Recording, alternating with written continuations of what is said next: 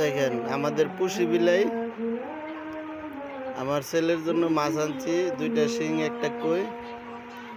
এখন আমাকে বিলাইটা দেন কি কি শুরু করছে। এখন পাও দিব দিব দিতেছে না।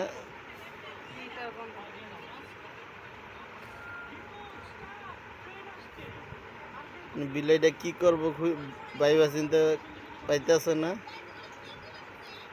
ওর সামনে খাবার ঘুরতেছে কিন্তু খাইতে পারতেছে না। যে কি করব,